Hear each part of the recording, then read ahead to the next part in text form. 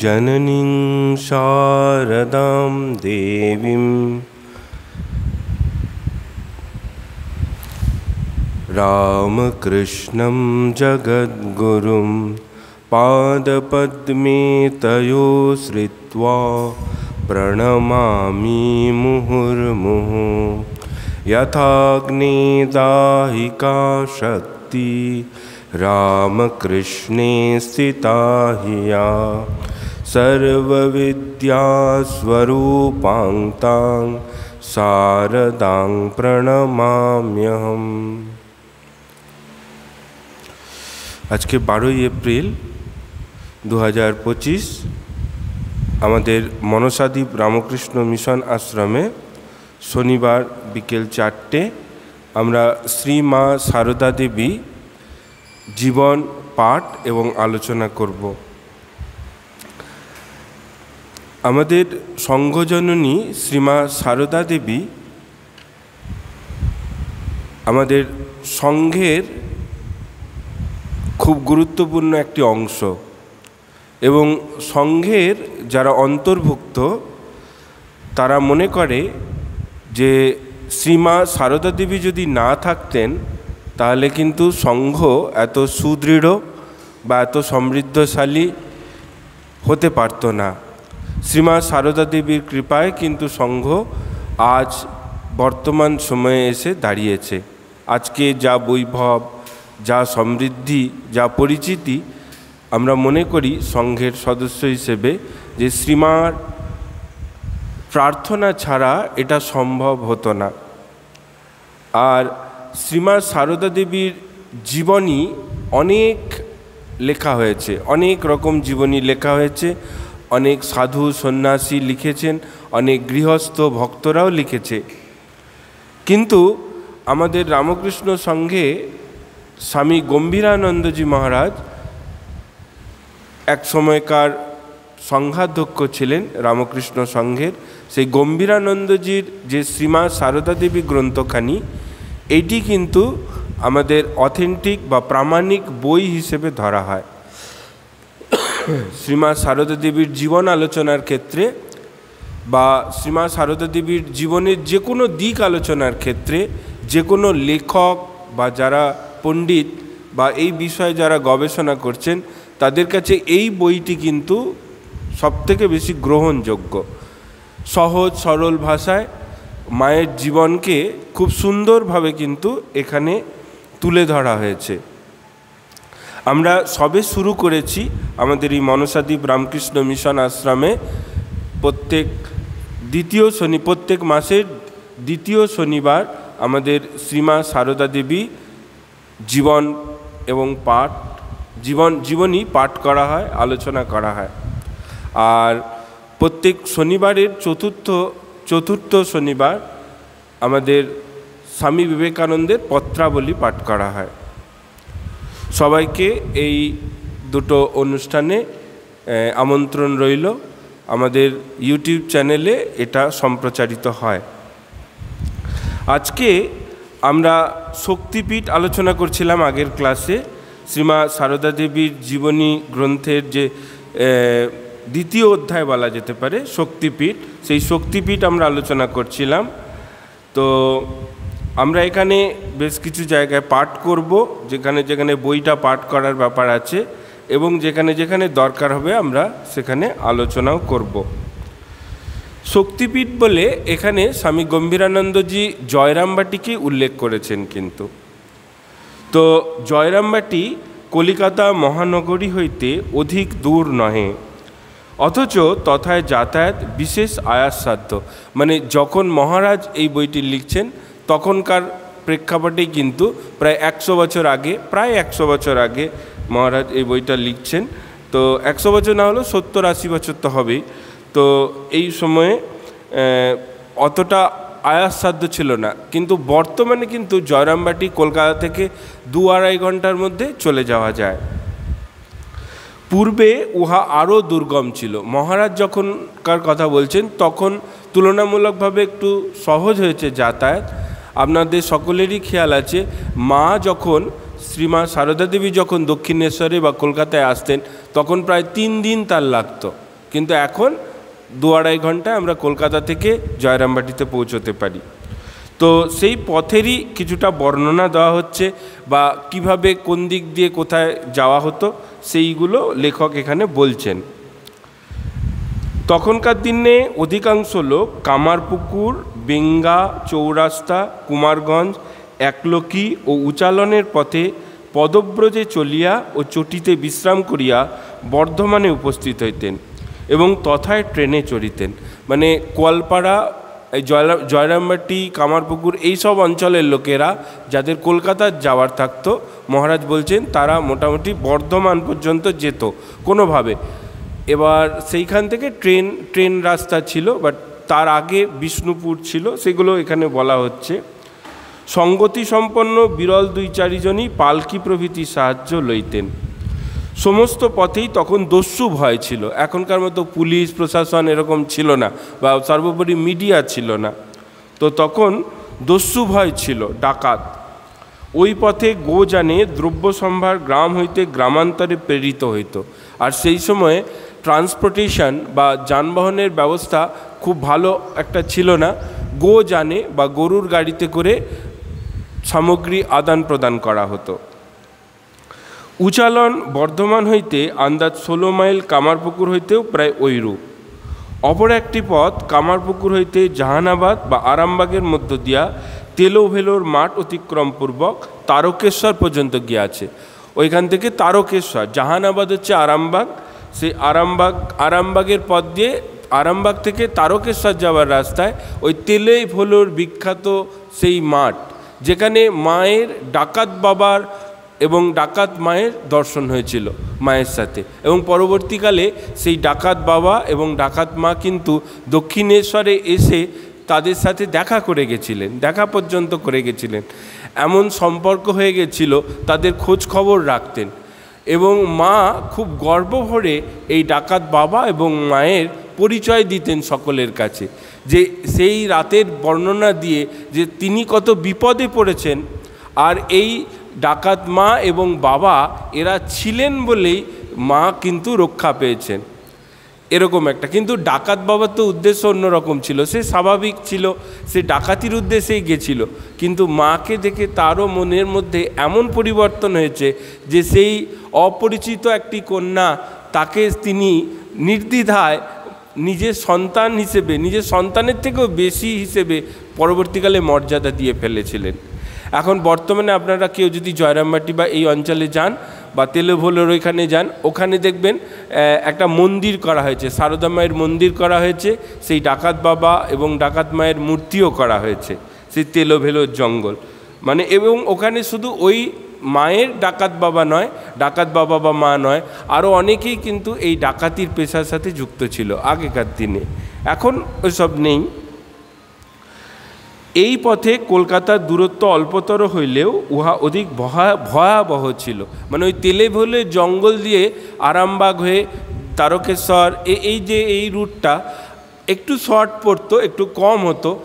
মানে কারণ নাহলে দেখুন দুটো পথ ছিল, একটা হচ্ছে বিষ্ণুপুর দিয়ে যেত, বিষ্ণুপুর দিয়ে বিষ্ণুপুর স্টেশন থেকে ওখান থেকে রেল পাওয়া যেত, আর একটা বর্ধমান।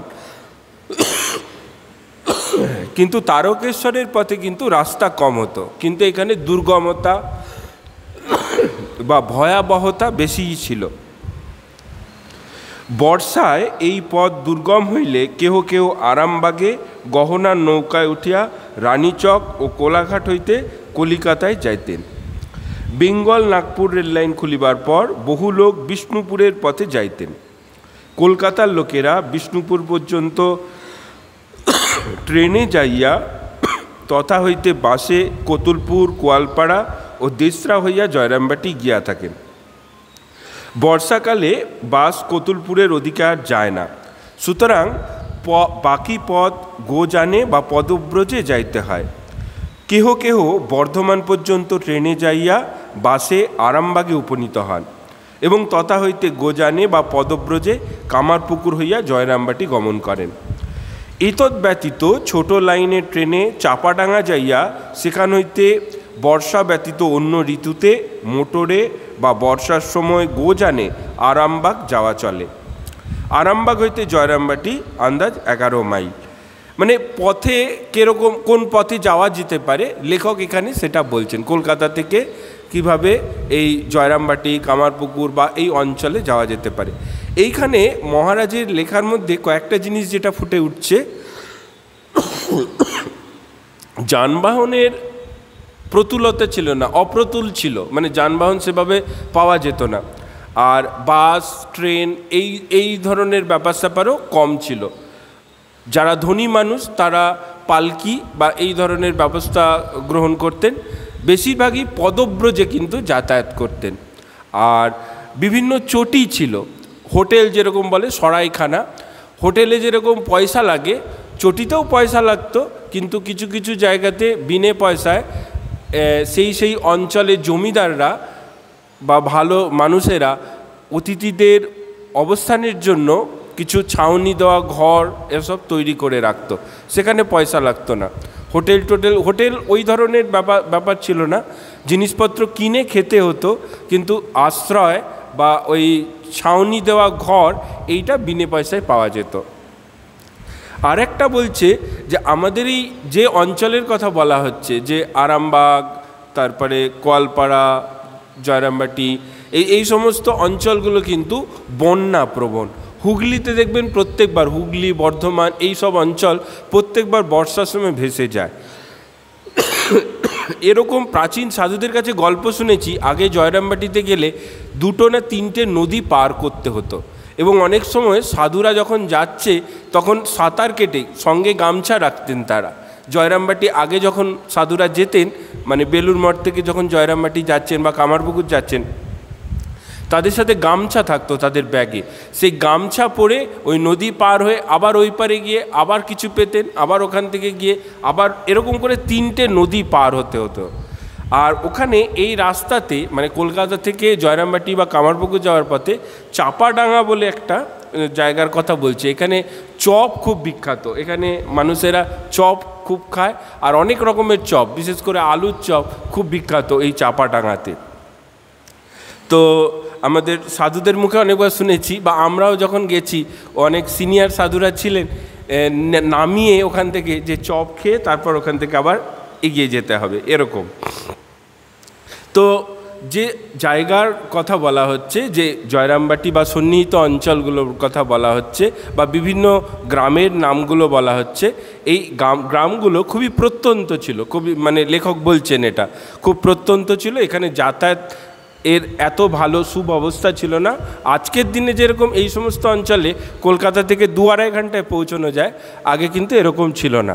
মায়ের জীবনেও আমরা দেখেছি, বা আরও আমাদের পুরনো যারা মহারাজরা যারা পদব্রজে গেছেন ওখানে জয়রামবাটি, তাদেরও কিন্তু 1 দিন 2 দিন এরকম লেগেছে সময়। আধুনিক সভ্যতার কেন্দ্রস্থল হইতে বিচ্ছিন্ন থাকিলেও জয়রামবাটিতে আনন্দোৎসবের অভাব কোনো কালেই ছিল না। বৎসরে অনেক পার্বণই সেখানে জাঁকজমকে অনুষ্ঠিত হয়। আবার শরৎকালে সিংহবাহিনীর মন্দিরে 3 দিবসব্যাপী সাড়ম্বর পূজা, বলি ও ভোগ রাগাদি লইয়া গ্রামবাসীরা মাতিয়া ওঠে। দেবীর অন্নভোগ নিষিদ্ধ, তাহাকে চিরা, ফল, মূল ও মিষ্ট নিবেদন করা হয়। রাধাষ্টমী ও শ্যামা পূজাতে গ্রামবাসীরা মিলিত হইয়া আনন্দোৎসব ও কীর্তনাদি করে। শিবরাত্রিতে শ্রীহরে গমনপূর্বক শান্তিনাথের পূজা দেয় এবং গাজনের সন্ন্যাসী সাজিয়া ব্রত উপবাস করে। বৈশাখ জ্যৈষ্ঠ মাসে ধুমধামের সহিত শীতলা দেবীর পূজা অনুষ্ঠান আজও প্রচলিত আছে। সঙ্গতি সম্পন্ন গৃহে অদ্যপি সময় বিশেষে অষ্টপ্রহর কীর্তন ও পৌরাণিক যাত্রাভিনয় আদি হইয়া থাকে। যাত্রা শুনিতে বগলে মাদুর লইয়া ও আঁচলে মুড়ি বাঁধিয়া গ্রামান্তরে গমনের প্রথা আজও বিদ্যমান আছে। আর 5টা বাংলার গ্রামের মতো জয়রামবাটিও ব্যতিক্রম ছিল না। এখানে দারিদ্রতা ছিল, অভাব ছিল, কিন্তু মানুষ উৎসবে কিন্তু মেতে থাকতো। বিভিন্ন 12 মাসে 13 পার্বণের মতো বাংলাতে যেরকম বিভিন্ন রকমের উৎসব হয়, এখানেও সেরকম ছিল। জয়রামবাটির মানুষও এরকম মেতে থাকতো। তো শরৎকালে যেরকম সিংহবাহিনী ওখানে আছে জাগ্রত, সিংহবাহিনী হচ্ছে দুর্গার আরেকটা রূপ। তো সেই সিংহবাহিনীর মন্দিরে 3 দিবসব্যাপী সাড়ম্বরে পূজা ও বলি, ভোগ নিবেদন এইসব হতো। কিন্তু এখানে ভোগ হতো না, বলছে ওই চিরা, ফল, মিষ্টি এসব হতো। দেবীর অন্নভোগ নিষিদ্ধ ছিল, এখানে অন্নভোগ দেওয়া হতো না, সিংহবাহিনীর কাছে অন্নভোগ দেওয়া হতো না, এখানে চিরা, ফল, মূল, মিষ্ট এসব নিবেদন করা হতো। এরপরে রাধাষ্টমীতে, শ্যামা পূজাতে গ্রামবাসীরা মিলিত হইয়া আনন্দোৎসব ও কীর্তনাদি করে। রাধাষ্টমী, জন্মাষ্টমী এইসব পালন করা হতো। শ্যামা পূজা, কালী পূজা আর কি, শান্তিনাথ শিহরে গমনপূর্বক শান্তিনাথের পূজা শিবরাত্রির সময়, গাজনের সন্ন্যাসী। এখনও কিন্তু এই কামারপুকুর বা জয়রামবাটির সন্নিহিত অঞ্চলে এই যে গাজনের উৎসব, এই চৈত্র মাস গেল সবে বা যাচ্ছে, তো এই সময় কিন্তু এগুলো খুব হতো বা হয়, এখনও হয়। গাজনের সন্ন্যাসী সাজে, ব্রত ধারণ করে। আর বৈশাখ জ্যৈষ্ঠ মাসে ধুমধামের সহিত শীতলা দেবীর পূজা হয়। সংগতি সম্পন্ন গৃহে অদ্যাপি যারা বড়লোক তারা ওই কীর্তন করে। অষ্টপ্রহর কীর্তন হচ্ছে, 3 দিবসব্যাপী কীর্তন, 7 দিনব্যাপী কীর্তন, বিভিন্ন প্রহর ব্যাপী কীর্তন এরকম হতো। বিভিন্ন সম্প্রদায় এসে সেখানে গান করছে, ভগবানের নাম গুণগান এসব হচ্ছে। তো এটা কিন্তু সব মানে বাংলার প্রত্যেকটা গ্রামেই কিন্তু এটা দেখতে পাওয়া যায়। আর এই যাত্রার ব্যাপারটা আজও কিন্তু গ্রামে আছে। আগেকার দিনে শহরাঞ্চলেও প্রচুর যাত্রা পালা এসব হতো, তো এখন কিন্তু যাত্রা এসব কমে গেছে। কিন্তু গ্রামে কিন্তু আমি দেখছি, এখানে এসেও দেখেছি মনসাদ্বীপে প্রচুর যাত্রা, অভিনয়, নাটক এসব হয় আর কি। আর এরকম একটা মজার কথা যে বগলে মাদুর লইয়া ও আঁচলে মুড়ি বাঁধিয়া মানুষ এরকম করে যাত্রা দেখতে যায়। তো জয়রামবাটিও ব্যতিক্রম ছিল না, বা জয়রামবাটি বা সন্নিহিত অঞ্চলগুলোতে আজও কিন্তু এই সমস্ত ব্যাপার দেখতে পাওয়া যায়। সর্বোপরি জয়রামবাটি শ্রী শ্রী মাতা ঠাকুরানী শারদামণি দেবীকে অঙ্কে ধারণ করিয়া বর্তমান যুগে শ্রেষ্ঠ শক্তিপীঠে পরিণত হইয়াছে। এবার লেখক স্বামী গম্ভীরানন্দজি বলছেন যে এই জয়রামবাটি গ্রাম এই সংঘজননী শ্রীমা সারদা দেবীকে অঙ্কে ধারণ করে, তার কোলে ধারণ করে বর্তমান যুগের শ্রেষ্ঠ শক্তিপীঠে পরিণতি লাভ করেছে। এই সামান্য জয়রামবাটি আর 5টা সাধারণ গ্রামের মতো, কিন্তু একজন মহাপুরুষকে সে জন্ম দিয়েছে, সেই করে সে নিজে শক্তিপীঠে পরিণতি লাভ করেছে, বা সে শক্তিপীঠ হয়ে উঠেছে। মহাপুরুষ যেখানে জন্মান সেই স্থানও পবিত্র হয়ে যায় সেই সূত্রেই। তাহার জন্মস্থলের উপর অবস্থিত শুভ্র ইষ্টক নির্মিত শ্বেত চূড়া এবং তদুপরি মা নামাঙ্কিত ধাতু পতাকা দূর দূরান্তরের প্রতীকবর্গকে সে কথা স্মরণ করাইয়া দিতেছে এবং দেশ বিদেশের প্রণতি আকর্ষণ করিতেছে। শুভ্র মানে যে মায়ের যে মন্দিরটা, সাদা মন্দির, আপনারা অনেকে জয়রামবাটিতে গেছেন, সাদা চূড়ো একটা আছে আর উপরে একটা ধাতব পতাকা আছে, সেখানে মা লেখা আছে। তো সেই কবি এখানে বর্ণনা করছেন, লেখক এখানে বর্ণনা করছেন যে দূর দূরান্তরের প্রতীকবর্গকে সে কথা স্মরণ করাইয়া দিতেছে এবং দেশ বিদেশের প্রণতি আকর্ষণ করছে, প্রণাম গ্রহণ করছে জয়রামবাটির ওই গ্রাম বা ওই অঞ্চল। লোক চলাচলের অপেক্ষাকৃত সুবিধা, রামকৃষ্ণ মঠ ও মিশনের কেন্দ্র স্থাপন এবং ওই কেন্দ্রকে অবলম্বনপূর্বক বিবিধ সেবানুষ্ঠানের ফলে জনসমাজের দৃষ্টি ক্রমেই এই অতি পবিত্র পীঠের প্রতি আকৃষ্ট হইতেছে এবং সঙ্গে সঙ্গে গ্রামেরও উন্নতি হইতেছে। মন্দির প্রতিষ্ঠা দিবস অক্ষয় তৃতীয়ায় শ্রী শ্রী মায়ের চরণ রজ দ্বারা পবিত্রীকৃত এই পুণ্যভূমিতে দেহ অবলুণ্ঠিত করিবার জন্য প্রতি বৎসর বহু ভক্তের সমাগম হয়। শ্রী শ্রী মায়ের জননীর দ্বারা আরাধ্য জগদ্ধাত্রী পূজাও এখানে তুল্য সমারোহে অনুষ্ঠিত হইয়া থাকে। শ্রী জগদম্বার ইহা এক অপূর্ব মহিমা যে তাহার পাদপদ্ম স্পর্শে নগণ্য জয়রামবাটি আজ পূর্ণ তীর্থে পরিণত হইয়া নিজ গৌরব সর্বত্র ঘোষণা করিতেছে। শ্রীমা এই ভূমির ধূলি স্বয়ং একদিন মস্তকে ধারণ করিয়া বলিয়াছিলেন, জননী জন্মভূমিশ্চ স্বর্গাদপি গরীয়সী। নিজের জন্মস্থানকে মাও খুব ভালোবাসতেন। আর এই জয়রামবাটি গ্রাম, এটা তো স্বাভাবিক, আর 5টা গ্রামে যেরকম যে সমস্ত কর্মকাণ্ড হয়, জয়রামবাটিও এর ব্যতিক্রম নয়। কিন্তু যে জয়রামবাটির কথা বলা হচ্ছে তার আশেপাশে এত রুক্ষ জমি, কিন্তু এরকম মানে পুরনো জয়রামবাটির বা সেই অঞ্চলের পুরনো লোকেরা এখনও বলে এই মহীয়সী নারীর জন্মের পর থেকে কিন্তু জয়রামবাটি আরও বেশি করে শস্য শ্যামলা হয়েছে। এত সমৃদ্ধ ওই আশপাশ কিন্তু নয়। জয়রামবাটির আশেপাশে বাঁকুড়া, জয়রামবাটি তো অ্যাকচুয়ালি বাঁকুড়া জেলার মধ্যে অবস্থিত। বাঁকুড়া জেলা শস্য শ্যামলা অবশ্যই নয়, কিন্তু হুগলি কিছুটা, হুগলি এবং বাঁকুড়ার মধ্যবর্তী একটা সংযোগস্থলে এই জয়রামবাটি গ্রাম। আর এরকম মনে করা হয় যে এরকম ইনি একজন ঈশ্বর, তো ইনি তো ভগবান,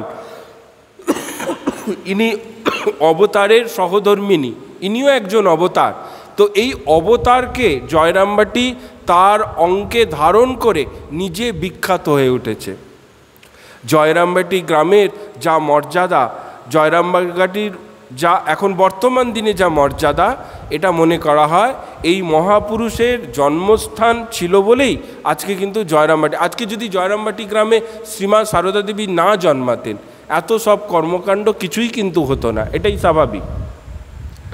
আর বর্তমান দিনে রামকৃষ্ণ মঠ মিশন এখানে প্রতিষ্ঠা হয়েছে, সেখানে জয়রামবাটিতেও প্রতিষ্ঠা হয়েছে, কামারপুকুরে প্রতিষ্ঠা হয়েছে। সেখানে বিদ্যালয়, চিকিৎসা বা বিভিন্ন মানুষের বিভিন্ন রকমের সেবা কর্মের সাথে আশ্রমগুলো এবং আশ্রমের মহারাজরা সরাসরি যুক্ত। এর ফলে আরও বেশি পরিচিতি পাচ্ছে এই জয়রামবাটি গ্রাম। আর জয়রামবাটি গ্রাম সম্পর্কে মাও খুব ভালোবাসতেন নিজের গ্রাম। সবাই নিজের জন্মস্থানকে সবাই ভালোবাসে, মাও কিন্তু সেভাবে তার এই জয়রামবাটি, কামারপুকুর এগুলোকে ভালোবাসতেন।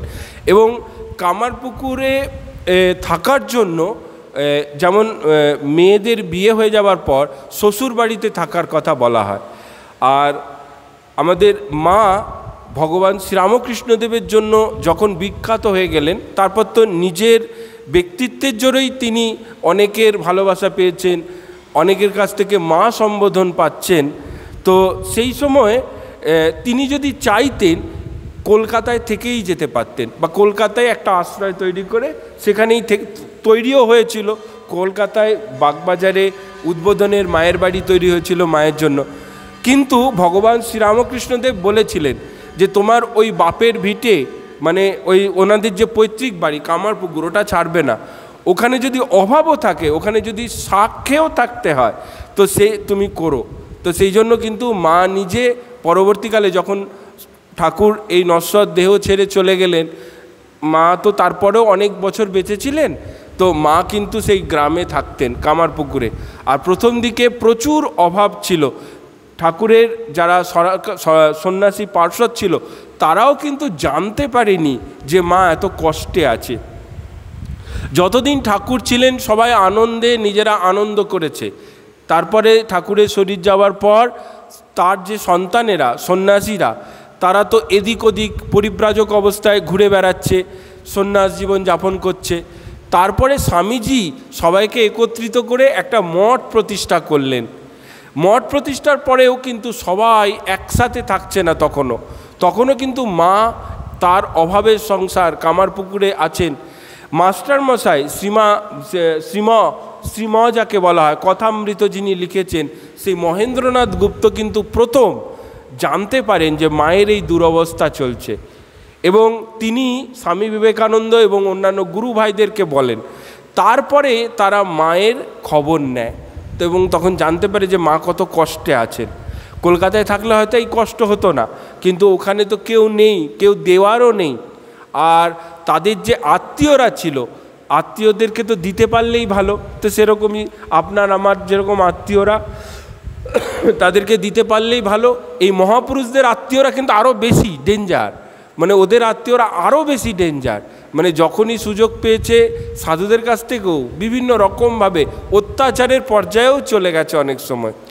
সাধারণ মানুষের কাজে ব্যবহার হবে, দিদির জায়গা, সারদা মায়ের জায়গা, কিন্তু সেটার জন্য তার ভাইদেরকে টাকা দিতে হচ্ছে। আমরা পরবর্তী সময়গুলোতে যখন এই মায়ের জীবনী পড়ব তখন দেখবেন এরকম অনেক ঘটনা আমরা দেখতে পাব। অবতারদের বা মহাপুরুষদের আত্মীয় স্বজন কিন্তু একটু এরকম ডেঞ্জার টাইপের হয়, তো ওদের লোভ বা আরও বিভিন্ন রকমের জিনিস আরও বেশি পরিমাণে থাকে বলে মনে হয়। শ্রীরামকৃষ্ণদেবের আত্মীয় স্বজনও পরবর্তীকালে ওরকম দেখা গেছে, আর মায়ের যে ভাইয়েরা ছিল তাদেরও কিন্তু এরকম দেখা গেছে। তো এই হচ্ছে শক্তিপীঠ জয়রামবাটি। তো এই অধ্যায়টা আমাদের মোটামুটি এখানে শেষ হলো। এরপরে পরের অধ্যায়টা আমরা তার আবির্ভাব, শ্রীমা সারদা দেবীর আবির্ভাব হচ্ছে, সেইখান থেকে এবার শুরু করছি, যতটা পারি এটা কন্টিনিউ করা যাবে। আবির্ভাব। শ্রী মায়ের আগমনে যে মুখুজ্জ কুল জগৎবরেণ্য হইয়াছেন, তাহারা ঠিক কবে জয়রামবাটিতে বসতি স্থাপন করিয়াছিলেন তাহা অবিদিত। প্রাচীন দুইখানি দলিল দৃষ্টে জানা যায় যে 1076 সনের 12ই বৈশাখ তারিখে বিষ্ণুপুরের জনৈক রাজা শ্রী চৈতন্য সিংহদেব জয়রামবাটি গ্রামস্থ শ্রীযুক্ত খেলারাম মুখোপাধ্যায়কে 11/4 কাঠা ব্রহ্মোত্তর ও 6/1 কাঠা দেবোত্তর নিষ্কর ভূমি দান করেন। দেবোত্তর দলিলে খেলারামকে ধর্মঠাকুরের পরিচারক বলিয়া উল্লেখ করায় স্পষ্ট প্রতীত হয় যে ইহারা তখন বা তৎপূর্ব হইতেই ধর্মঠাকুরের সেবায়েত ছিলেন। বর্তমানে মুকুজ্জেরা খেলারামেরই বংশধর রূপে সেই সকল সম্পত্তি ভোগ দখল ও ধর্মঠাকুরের সেবা পরিচালনা করিতেছেন। আমরা জানি যে শ্রীমা সারদা দেবী মুকুজ্জে বংশের বা মুখার্জি বংশের কন্যা, এবং তারা ঠিক কোথা থেকে এই জয়রামবাটি গ্রামে এসে উপস্থিত হয়েছে লেখক গম্ভীরানন্দজি বলছেন সেটা অবিদিত, আমরা জানি না। কিন্তু প্রাচীন দুটো দলিল মহারাজ কোথাও থেকে জোগাড় করেছিলেন, সেখানে দেখা যাচ্ছে 1076 সনের 12ই বৈশাখ, মানে বঙ্গাব্দ 1076 বঙ্গাব্দের 12ই বৈশাখ তারিখে বিষ্ণুপুরের জনৈক রাজা শ্রী চৈতন্য সিংহদেব জয়রামবাটি গ্রামে শ্রীযুক্ত খেলারাম মুখোপাধ্যায় বলে এক ভদ্রলোক, তাকে 11/4 কাঠা ব্রহ্মোত্তর ও 6/1 কাঠা দেবোত্তর নিষ্কর ভূমি। জমিদাররা আগেকার দিনে এরকম জমি দান করত, যারা পুজো আর্চা করতো তাদেরকে জমি দান করতো, কারণ নাহলে তাহলে সংসার চলবে কি করে। ওই জমির ফসল থেকে ওই দেবতারও সেবা হতো, আর যে এই সেবাটা করছে তারও সেবা হতো, তারও সংসার চলে যেত। এবং এখানে আর একটা লেখক বলছেন যে ধর্মঠাকুরের পরিচারক হিসেবে ওই জমিদার এই খেলারাম মুখোপাধ্যায়কে এই যে জমিগুলোর কথা বলা হচ্ছে সেইগুলো দিয়েছেন।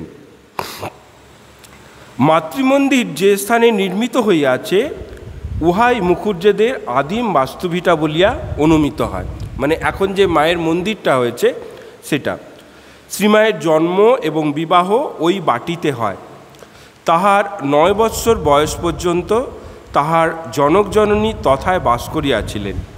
শ্রীমা বলিয়াছেন, পুরানো জন্মস্থানের বাড়িতে বিয়ে হয়।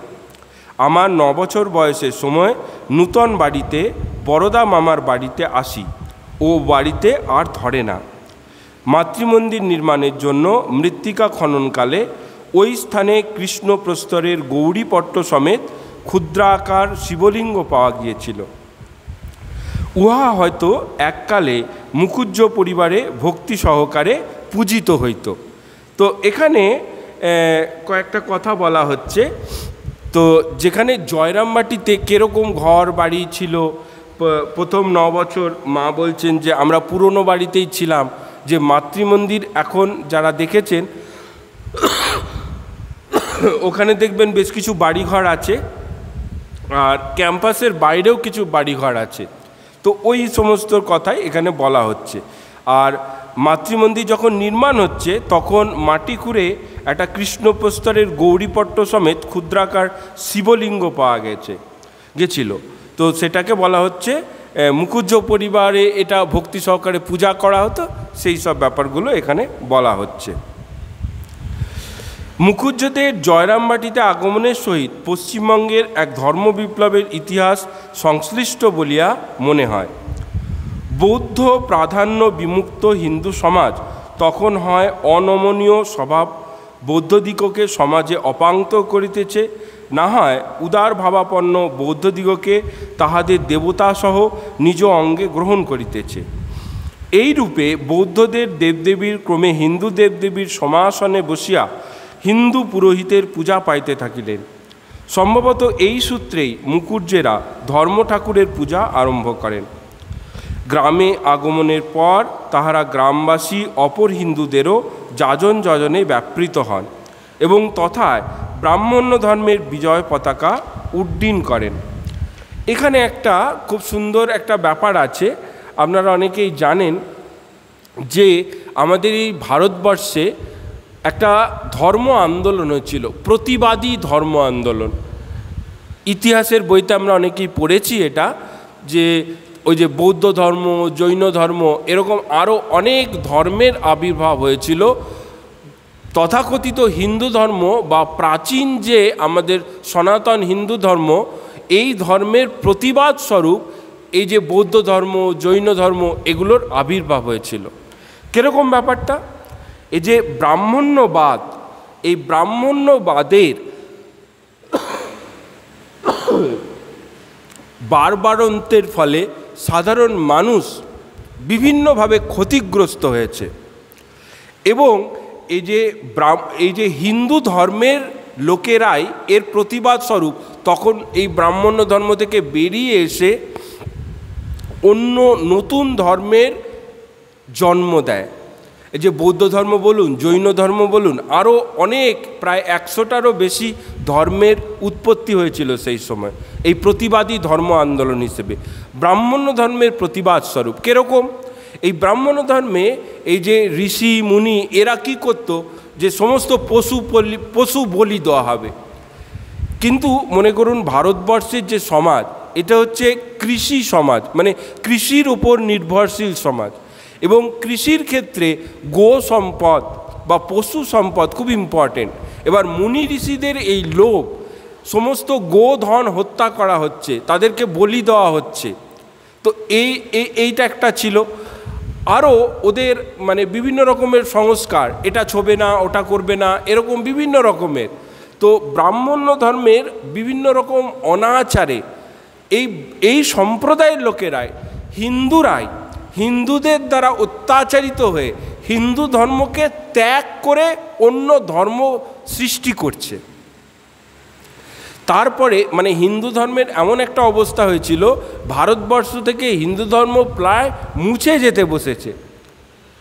সেই সময় কিন্তু আচার্য শঙ্কর বলে, আচার্য শঙ্কর, এখানে ছবি আছে, ওই যে আচার্য জগৎগুরু শঙ্করাচার্য, এই বৌদ্ধ ধর্ম, জৈন ধর্ম যখন প্রচণ্ড বারবারন্ত, হিন্দু ধর্ম বা ব্রাহ্মণ্য ধর্ম কোণঠাসা হয়ে আছে, তখন কিন্তু এই জগৎগুরু শঙ্করাচার্যের আবির্ভাব হয়। তিনি হিন্দু ধর্মকে আবার নতুনভাবে পুনর্গঠিত করেন, আবার নতুনভাবে এর ব্যাখ্যা দেন, সহজ সরলভাবে ব্যাখ্যা দেন। কারণ এর আগে যে ব্রাহ্মণ্য ধর্ম গড়ে উঠেছিল, সেই ব্রাহ্মণ্য ধর্মে অনেক আচার আচরণ, মানে ধর্মটাই আচার আচরণ সর্বস্ব হয়ে গেছিল। সাধারণ মানুষ এর মধ্যে আনন্দ সহকারে সামিল হতে পারত না। এবং এই হিন্দুরাই, এটা কিন্তু হিন্দুরাই করেছিল, হিন্দুরাই এই হিন্দু ধর্মকে ভেঙে নতুন ধর্মেতে চলে গেছিল। কিন্তু যেহেতু এইটা আমাদের সনাতন হিন্দু ধর্ম, এর কিন্তু মানে কোনো জন্মদাতা পিতা নেই। মানে হিন্দু ধর্ম খুব আশ্চর্য একটা ব্যাপার যে একে সনাতন বলা হয়। কেন সনাতন বলা হয়? এ স্বয়ম্ভু, এ নিজে নিজে তৈরি হয়েছে। বাদবাকি যে ধর্মগুলো, এগুলো কিন্তু মানুষ তৈরি করেছে। যেরকম দেখুন ইসলাম ধর্ম হজরত মোহাম্মদ তৈরি করেছেন। খ্রিস্টান ধর্ম আমাদের জিসাস ক্রাইস্ট তৈরি করেছেন। বৌদ্ধ ধর্ম গৌতম বুদ্ধ তৈরি করেছেন। জৈন ধর্ম মহাবীর তৈরি করেছেন। শিখ ধর্ম আমাদের গুরু নানক দেব তৈরি করেছেন। কিন্তু আপনি কি এটা পাবেন যে হিন্দু ধর্ম কে তৈরি করেছে? হিন্দু ধর্ম কিন্তু নিজে নিজে তৈরি হয়েছে। সেই জন্য সনাতন, এবং এই সনাতন ধর্মের কখনো পতন হতে পারে না, অবনমন হতে পারে সেই ধর্মের দ্বারা যারা ধ্বজাধারী বা সেই ধর্মের যারা পরিচালক, তাদের মধ্যে যদি খারাপ ব্যাপারগুলো চলে আসে কিছুদিনের জন্য, সাময়িক কিছু সময়ের জন্য হয়তো সেটা একটু অবলুপ্ত হবে বা সেটা অবদমিত হবে। কিন্তু যেহেতু এটি সনাতন ধর্ম, এর কোনো জনক নেই, এর কোনো জন্মদাতা নেই, এবং সে নিজেই নিজেকে রক্ষা করে। এই যে জোয়ার ভাটার মতো যেরকম আপ অ্যান্ড ডাউন থাকে, সেরকম এই ধর্মের ক্ষেত্র, হিন্দু ধর্মের ক্ষেত্র কখনো ফ্লারিশ মানে প্রচুর প্রচুর প্রচার হচ্ছে তারপরে কিছুদিন আবার স্থমিত, মানে কিছুদিন আবার একটু কম আছে। যেরকম দেখবেন পরিবারের ক্ষেত্রে এরকম যে অনেক সময় খুব সমৃদ্ধশালী পরিবার, তারপরে খুব অভাব বাংলা সিনেমাতে দেখা যায়, তারপর আবার ছেলেরা পড়াশোনা করে আবার নিজের পায়ে দাঁড়িয়ে আবার ভালো অবস্থায় এসছে। এরকমই জোয়ার ভাটার মতো, নদীতে যেরকম জোয়ার ভাটা হয় কোনো সময় একরকম থাকে না, নদীতে যেরকম জোয়ার ভাটা হয় এরকম ধর্মের ক্ষেত্রে বা যে কোনো ক্ষেত্রে দেখবেন যেরকম কোনো আশ্রম, মানে কোনো একজন মহারাজ আছে, তখন খুব ভালোভাবে চলছে, আবার একজন মহারাজ এলেন আবার একটু অন্যরকম হয়ে গেল, আবার একজন মহারাজ এলেন আবার খুব সুন্দরভাবে চলছে। স্কুলের ক্ষেত্রে, পরিবারের ক্ষেত্রে, সবার ক্ষেত্রে এরকম হয়। সেরকম ধর্মের ক্ষেত্রেও কিন্তু এরকম হয়েছে যে ধর্মের ক্ষেত্রে হিন্দু ধর্মে অবনমন ঘটেছিল, এই সুযোগে অন্যান্য অনেক ধর্মের আবির্ভাব হয়েছে। এবং এখানে একটা গুরুত্বপূর্ণ কথা, এবং যে হিন্দুরাই এগুলো কিন্তু সৃষ্টি করেছে। যে গৌতম বুদ্ধ কোথায় জন্মেছে? হিন্দু পরিবারেই জন্মেছে। মহাবীর কোথায় জন্মেছে? হিন্দু পরিবারেই জন্মেছে। গুরু নানক কোথায় জন্মেছে? সে কিন্তু হিন্দু পরিবারের মধ্যেই জন্মেছে। তো সেই হিসেবে হিন্দুরা, এবং এরকম হওয়ার পর তারপরে তো বৌদ্ধ ধর্মের প্রচুর বারবারন্ত, সমস্ত ধর্মগুলোকে মানে সমস্ত দেবতাদের থান ভেঙে দিচ্ছে, এরকম বিভিন্ন রকমের অত্যাচারও করছে।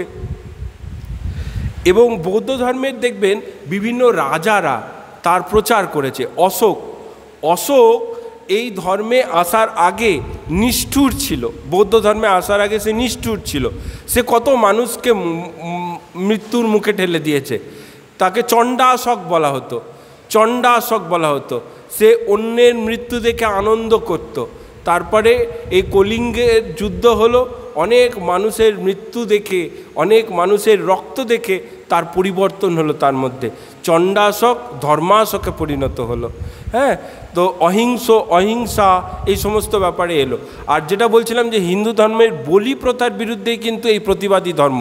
তো সেই জন্য এই যে ধর্মগুলোর প্রতিবাদী ধর্ম হিসেবে যেগুলোর আবির্ভাব হলো, ওগুলোতে কিন্তু অহিংসার কথা বলা হচ্ছে। দেখবেন বৌদ্ধ ধর্ম, জৈন ধর্ম, এরা কিন্তু অহিংসার কথা বলে। কেন? এই ব্রাহ্মণ ধর্মের প্রতিবাদ হয়েছিল ওই পশুধন কমে যাচ্ছে এইটার জন্য। এবারে বৌদ্ধ ধর্মের ফ্লারিশ হলো, বৌদ্ধ ধর্ম খুব বিস্তার লাভ করলো। এবার বৌদ্ধ ধর্ম যখন কয়েকশো বছর চলার পর এবার বৌদ্ধ ধর্মের মধ্যেও অত্যাচার বা বিভিন্ন রকমের সমস্ত কর্মকাণ্ড চলতে শুরু করলো।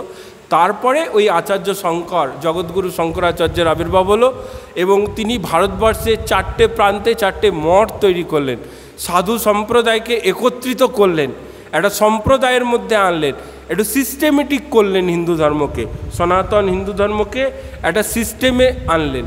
সেই থেকে আবার হিন্দু ধর্ম পুনরুজ্জীবিত হলো। কিন্তু বৌদ্ধ ধর্ম বা জৈন ধর্ম এগুলো কিন্তু আবার হারিয়ে গেছে। ঠিক আছে, আবার হয়তো কখনো এর উত্থান হবে বা অন্য কোনোভাবে অন্য কোনো ধর্মরূপে উত্থান হতে পারে। হিন্দু ধর্ম কিন্তু এখন ভালো অবস্থায় আছে তার। তো এইখানে যে এরকম একটা পিরিয়ড, একটা টালমাটল চলছে, যে বৌদ্ধ ধর্মের পতন হচ্ছে বা বৌদ্ধ ধর্ম হিন্দু ধর্মে আবার ট্রান্সফর্ম হয়ে যাচ্ছে। যেরকম বৌদ্ধ ধর্ম যখন তৈরি হচ্ছে, হিন্দু ধর্মের দেবদেবী কিন্তু বৌদ্ধ ধর্মে পূজা লাভ করছে। ব্রহ্মা সরস্বতী দেখবেন, এটা আমাদের হিন্দু ধর্মে আছে, আবার বৌদ্ধদেরও কিন্তু সরস্বতী বা মহাবীর, জৈন ধর্মেও কিন্তু ওটা আছে এরকম। তো এই ধর্ম ঠাকুর ব্যাপারটা এটা বৌদ্ধ কালচার থেকে এসছে, সেই ধর্ম ঠাকুরের পুরোহিত বংশ এরা, খেলারাম মুখোপাধ্যায়ের কথা যেটা বলা হচ্ছে, তো সেই পুরুষানুক্রমে রাম মন্ত্রের উপাসক মুকুজ্জে বংশে জাত শ্রীযুক্ত রামচন্দ্র মুখোপাধ্যায় ইষ্টনিষ্ঠা, সদাচার, লোককল্যাণ সাধন ইত্যাদি সদ্গুণের জন্য গ্রামবাসীদের বিশেষ শ্রদ্ধাভাজন ছিলেন। এবারে মায়ের যিনি বাবা, মায়ের যিনি পিতা, তার পরিচয় একটু দেবার চেষ্টা করা হচ্ছে, যে পুরুষানুক্রমে রাম মন্ত্রের উপাসক মুকুজ্জে বংশে জাত শ্রীযুক্ত রামচন্দ্র মুখোপাধ্যায় ইষ্টনিষ্ঠা মানে ভগবানের প্রতি নিষ্ঠা, সদাচার, লোককল্যাণ সাধন ইত্যাদি সদ্গুণের জন্য গ্রামবাসীদের বিশেষ শ্রদ্ধাভাজন ছিলেন। যথাকালে তিনি শিহর নিবাসী শ্রীযুক্ত হরিপ্রসাদ মজুমদারের কন্যা শ্রীমতী শ্যামাসুন্দরী দেবীর পানি গ্রহণ করেন। আমরা জানি সারদা মায়ের নাম হচ্ছে শ্যামাসুন্দরী, সেই শ্যামাসুন্দরী হচ্ছে শিহরের মেয়ে। তো শিহর নিবাসী শ্রীযুক্ত হরিপ্রসাদ মজুমদারের কন্যা, তো তার পানি গ্রহণ করেন, বিবাহ হয় আমাদের রামচন্দ্র মুখোপাধ্যায় এবং শ্যামাসুন্দরী দেবীর। শ্যামাসুন্দরী দেবীও পতিরই অনুরূপা ধর্মপ্রাণা ছিলেন। তাহার সরলতা, পবিত্রতা ও দৃঢ়চিত্ততার কাহিনী এখনও লোকমুখে প্রচলিত আছে। এই ভক্ত দম্পতির গৃহ আলোকিত করিয়া শ্রী শ্রী মাতা ঠাকুরানী শারদামণি দেবীর আবির্ভাব হইয়াছিল। পিতা ও মাতার বিষয়ে শ্রীমায়ের মুখ হইতে মধ্যে মধ্যে যে সামান্য দু একটি কথা বাহির হইত, তাহাতে একদিকে যেমন তাহাদের অমল চরিত্রের সুন্দর পরিচয় পাওয়া যায়, অপরদিকে তেমনি জনক জননীর প্রতি মায়ের অগাধ ভালোবাসার আভাসও পাওয়া যায়।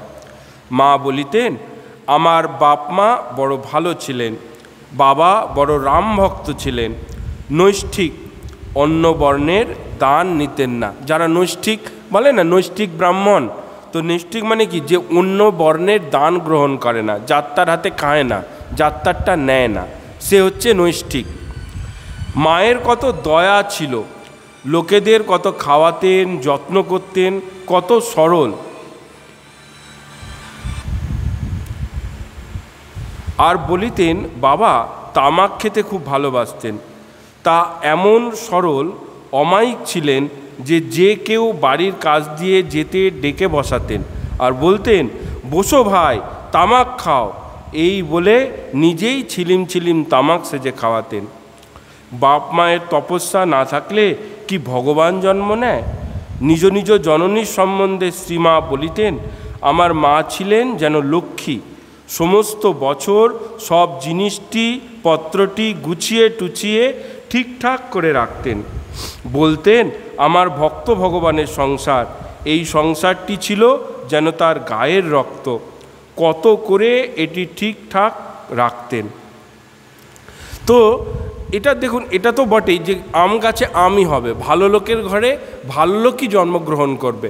তো এরকম করেই শ্রীমা সারদা দেবী যে পিতা রামচন্দ্র মুখোপাধ্যায় বা মা শ্যামাসুন্দরী দেবী, তাদের চারিত্রিক দৃঢ়তা তো ছিলই, তারা খুব ভালো মানুষ ছিলেন, তারা মানুষের জন্য ভাবতেন, মানুষের জন্য চিন্তা করতেন, আর নৈষ্ঠিক ব্রাহ্মণ ছিলেন।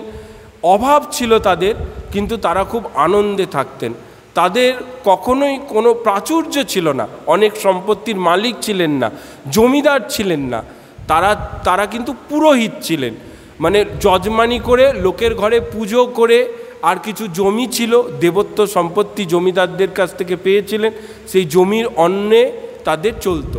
কিন্তু তাদের উদারতা প্রচণ্ড ছিল। মা পরবর্তীকালে তার ভক্তদের সঙ্গে যখন কথা বলছেন, তখন তার এই দেবী তুল্য মাতা পিতার কথা বহুবার বলেছেন, যে এরকম মা বাবা না হলে তো এরকম অবতারও সেই ঘরে আসে না, তো তাই না? আম গাছে তো আমই হবে, ছোলা গাছে ছোলাই হবে, এরকম।